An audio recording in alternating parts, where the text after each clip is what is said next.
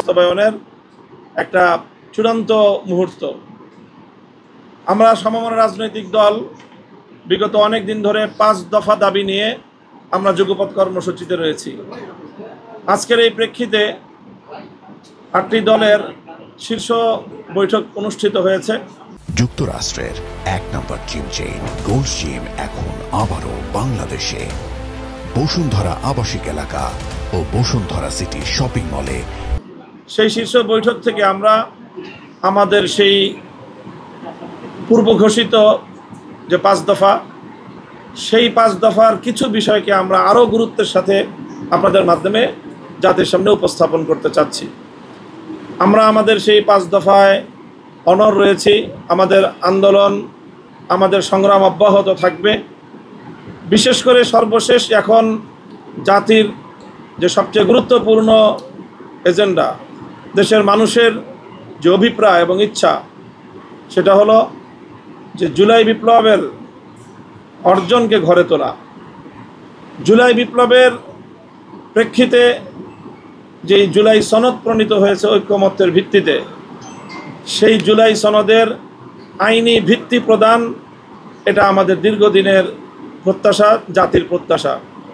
সে আইনি ভিত্তি প্রদানের রূপরেখাও ইতিমধ্যে নির্ধারিত হয়েছে এবং সেই রূপরেখার ভিত্তিতে আজকে আমরা আপনাদের মাধ্যমে সমমনা দেশপ্রেমিক 8টি রাজনৈতিক দল থেকে আমরা স্পষ্ট ঘোষণা করছি যে অনতিবিলম্বে জুলাই সনদের আদেশ জারি করতে হবে। অনতিবিলম্বে জুলাই সনদ বাস্তবায়নের আদেশ জারি করতে হবে। জাতীয় নির্বাচনের আগে পৃথকভাবে জুলাই সনদ বাস্তবায়নের গণভোট আয়োজন করতে হবে। আবার বলছি, জাতীয় নির্বাচনের পূর্বেই পৃথকভাবে জুলাই সনদ বাস্তবায়নে গণভোট আয়োজন করতে হবে। আর সংশোধিত যে আরপিও, সেই সংশোধিত আরপিও হুবহু বহাল রাখতে হবে। তার মধ্যে কোনো ধরনের বিয়োজন, পরিমার্জন অথবা কোনো ধরনের নতুন করে কোনো পরিবর্তন, সেটা আমরা মানব না। এই বিষয়গুলো এখন আমাদের প্রধান, আমাদের গুরুত্বপূর্ণ বিষয়। অগ্রাধিকার ভিত্তিতে আমরা এই 3টি বিষয়কে জাতির সামনে উপস্থাপন করছি এবং এই বিষয়গুলো বাস্তবায়নের ক্ষেত্রে আমরা ধাপে ধাপে আমাদের পদক্ষেপ, আমরা প্রত্যেক দল নিজ নিজ দলীয়ভাবে এবং যুগপৎভাবে আমরা এই দাবিগুলো আদায়ের জন্য আমরা কর্মসূচি ঘোষণা করব, কর্মসূচি বাস্তবায়ন করব।